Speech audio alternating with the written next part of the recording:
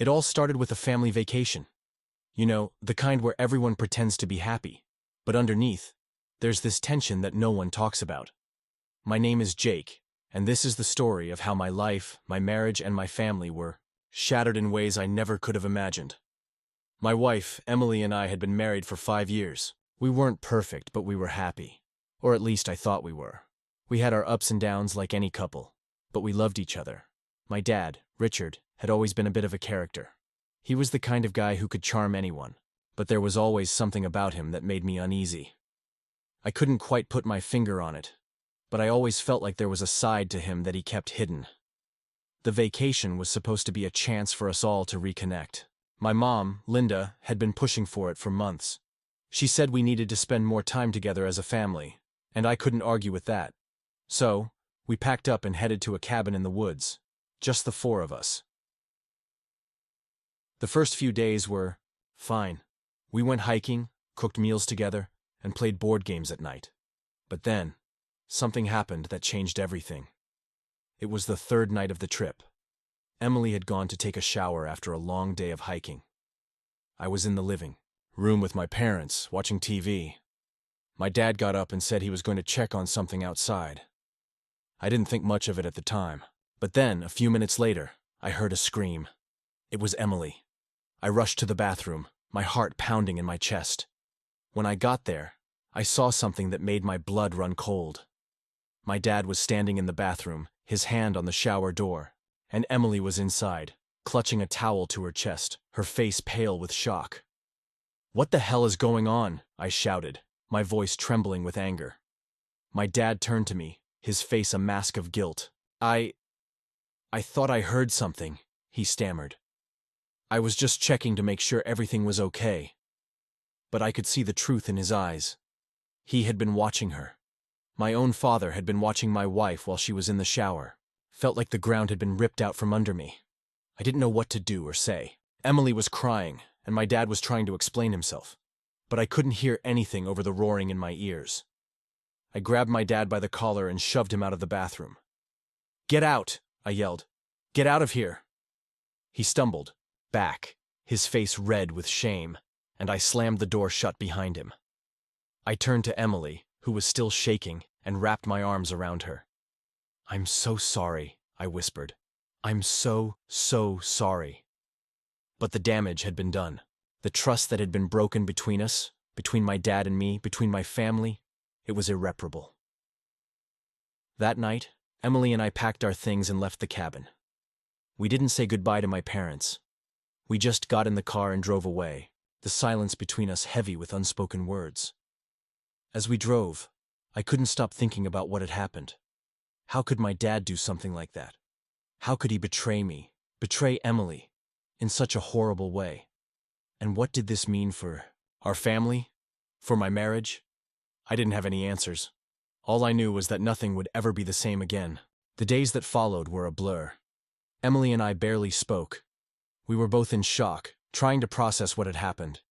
I could see the pain in her eyes every time she looked at me, and it killed me inside. I felt like I had failed her, like I should have been able to protect her from my own father. We decided to stay at a hotel for a few days, just to give ourselves some space. I knew we needed to talk about what had happened, but I didn't know where to start. How do you even begin to have a conversation like that? Finally, one night, Emily broke the silence. "Jake," she said softly, "we need to talk about this." I nodded, my throat tight with emotion. "I know," I replied. I don't know what to say." Emily took a deep breath. "I don't either," she admitted. "But we can't just pretend it didn't happen. We need to figure out what we're going to do." I knew she was right, but the thought of confronting my dad, of dealing with the fallout from all of this, was overwhelming. "What do you want to do?" I asked, my voice barely above a whisper. Emily looked at me, her eyes filled with tears. "I don't know," she said. "But I know I can't just let this go. What your dad did, it was wrong, Jake. It was so wrong." I felt a surge of anger and guilt. "I know," I said, my voice shaking. "And I'm so sorry, Emily. I'm sorry I didn't protect you. I'm sorry I didn't see what kind of man my dad really is. Emily reached out and took my hand. This isn't your fault, she said, firmly. You didn't do this, your dad did. But we need to decide how we're going to handle it.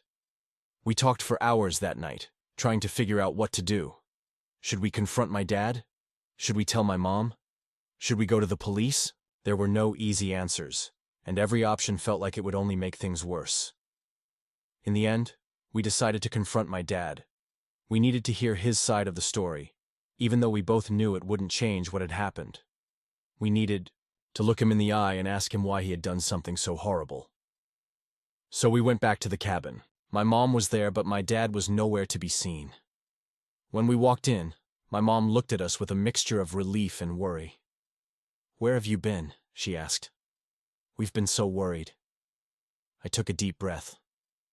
"We need to talk to Dad," I said, my voice steady despite the turmoil inside me. My mom's face fell. "He's not here," she said. "He left yesterday. He said he needed some time alone." I felt a surge of anger. Of course, he had run away. He couldn't face what he had done. "Do you know where he went?" I asked, trying to keep my voice calm. My mom shook her head. "No," she said. "He didn't say." "But Jake, what's going on? What happened?" I looked at Emily, and she nodded, giving me the strength to continue. "Dad did something terrible," I said, my voice breaking. He molested Emily while she was in the shower." My mom's face went pale, and she sank into a chair, her hands trembling. "No," she whispered. "No, he wouldn't do that. He couldn't." But I could see the doubt in her eyes. She knew, deep down, that it was possible.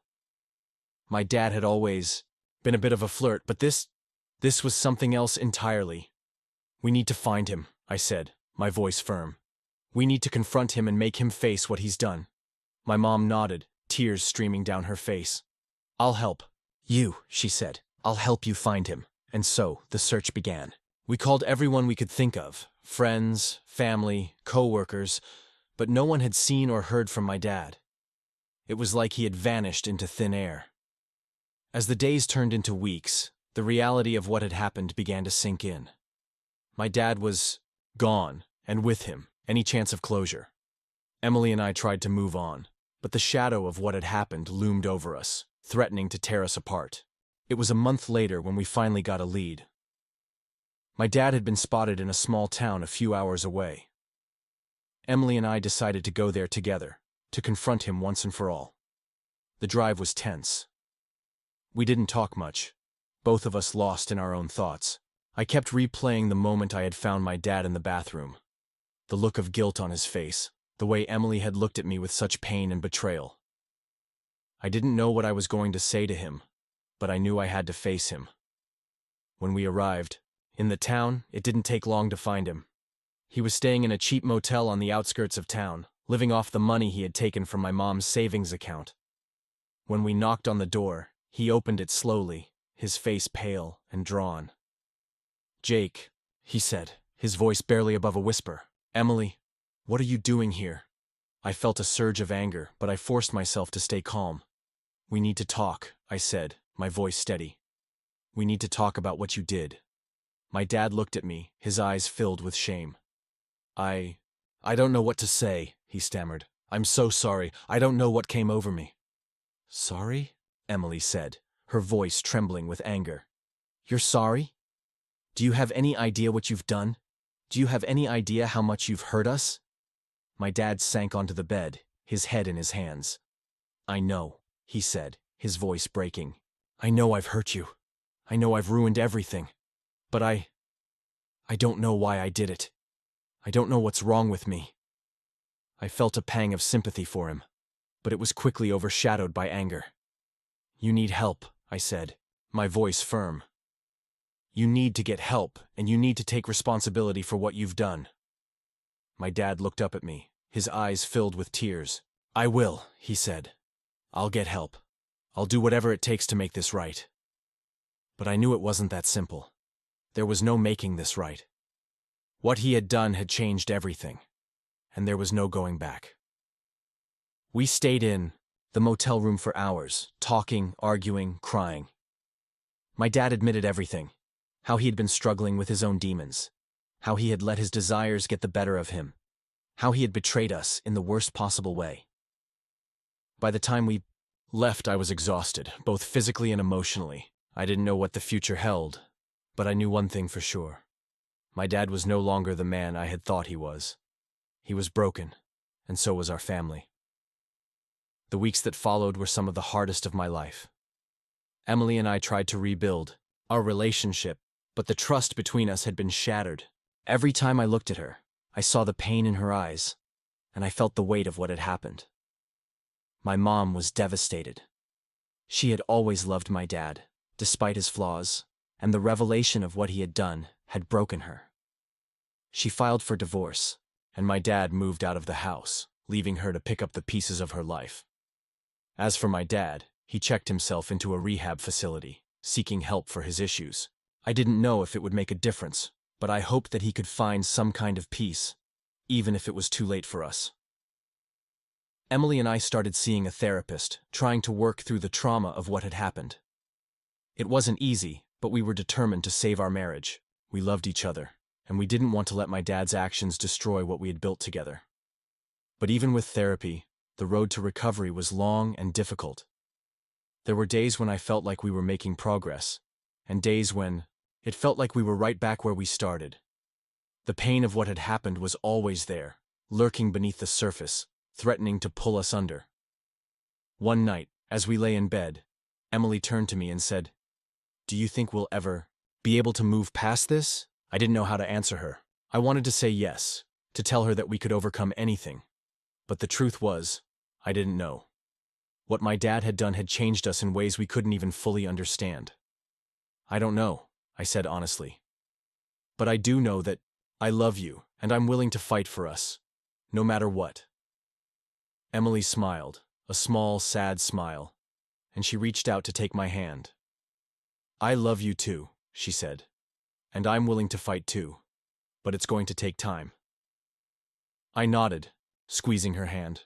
"I know," I said, "and I'm here for you, no matter how long it takes."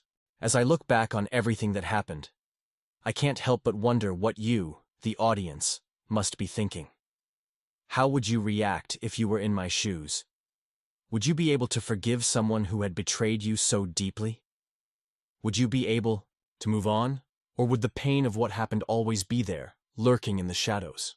I don't have the answers to these questions, and I don't think there are any easy answers.